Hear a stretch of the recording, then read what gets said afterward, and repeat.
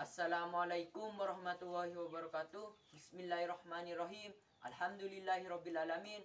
Assalatu wassalamu ala asrofil anbiya wal mursalin Sayyidina Muhammadi wa ala alihi wa sahbihi ajmain, amma ba'du. Yang saya muliakan pengasuh Pondok Pesantren At-Taufiqiyah Kiai Haji Mamasim SMH. Yang terhormat pengawas Pondok Pesantren At-Taufiqiyah Kiai Haji Asari Menjadi. Yang saya hormati Kepala Pondok Pesantren At-Taufiqiyah Kiai Qudsi Hasim. Yang saya hormati Kepala MTS Unggulan At-Taufiqiyah Bapak Kowi SOSI MPD. Yang saya hormati jajaran Dewan Guru MTS Unggulan At-Taufiqiyah, wabil khusus pengajar IPA yakni Insinyur Mutmainah. Yang saya cinta dan saya sayangi kedua orang tua saya. Perkenalkan, nama saya Raihan Jaziel Abdua, kelas 9B. Saya akan mempresentasikan tentang perkembangbiakan pada tumbuhan. Dibagi menjadi 5 cabang. Yang pertama, tumbuhan berbiji tertutup. Tumbuhan berbiji tertutup dibagi menjadi 2. Yang pertama, perkembangbiakan vegetatif. Perkembangbiakan vegetatif adalah perkembangbiakan tanpa ada jenis kelamin jantan dan betina.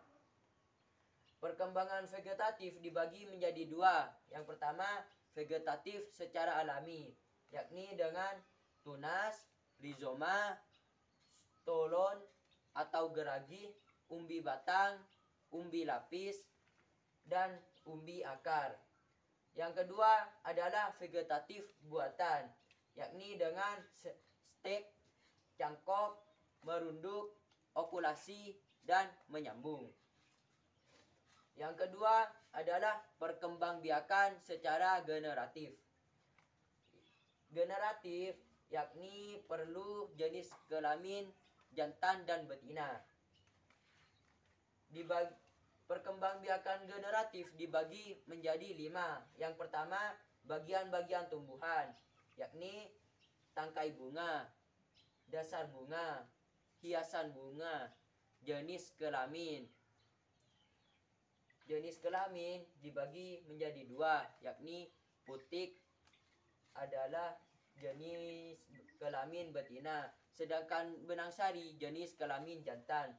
Yang kedua adalah pembentukan gamet, yakni perbentukan gamet terbentuk di bunga. Gamet betina disebut makrosporogenesis, berlangsung di dalam putik. Sedangkan gamet jantan disebut mikrosporogenesis, yang berlangsung di benang sari. Yang ketiga adalah penyerbukan. Penyerbukan adalah pertemuan putik dan benang sari. Penyerbukan dibagi menjadi penyerbukan sendiri, penyerbukan tetangga, penyerbukan silang, penyerbukan bastar, dan antropogami yang dibantu oleh manusia. Zoidiogami dibantu oleh hewan. Anemogami dibantu oleh tiupan angin.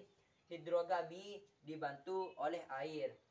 Yang keempat adalah pembuahan. Pembuahan adalah inti serbuk sari melebur dengan inti putik. Terjadi 2 kali, yaitu membuahi ovum menjadi embrio, membuahi inti kandungan menjadi cadangan makanan. Yang kelima adalah penyebaran biji. Dibagi menjadi 4. Yang pertama, antropokori dengan perantara manusia. Yang kedua, zookori dengan perantara hewan. Hidrokori dengan perantara air. Anemokori dengan perantara angin. Yang kedua adalah tumbuhan berbiji terbuka, yang bakal bijinya tidak tertutup secara vegetatif, yakni dengan tunas akar. Contohnya seperti pakis haji dan pinus.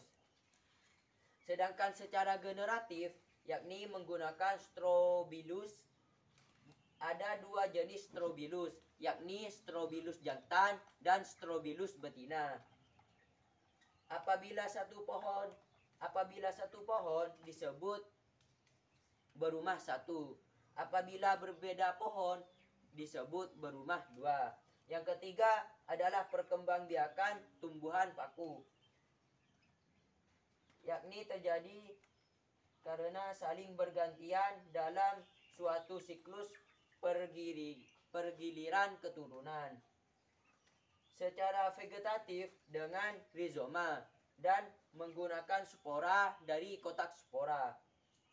Sedangkan dengan cara generatif terjadi melalui peleburan gamet. Gamet dibagi menjadi dua, yakni archegonium merupakan gamet betina, antheridium merupakan gamet jantan. Yang keempat adalah perkembangbiakan tumbuhan lumut. Terjadi karena pergiliran keturunan antara perkembangbiakan vegetatif dan generatif. Antheridium menghasilkan jantan, sedangkan archegonium menghasilkan betina. Vegetatif melalui gemma, kap, dan fragmentasi. Yang terakhir atau yang kelima adalah kultur jaringan tumbuhan. Secara vegetatif dengan memanfaatkan sifat totipotensi sel. Sifat totipotensi sel adalah kemampuan setiap sel tumbuhan menjadi individu baru dengan cara mengisolasi bagian tanaman. Sekian dari saya, hanya ini yang dapat saya sampaikan, kurang lebihnya mohon maaf. Assalamualaikum warahmatullahi wabarakatuh.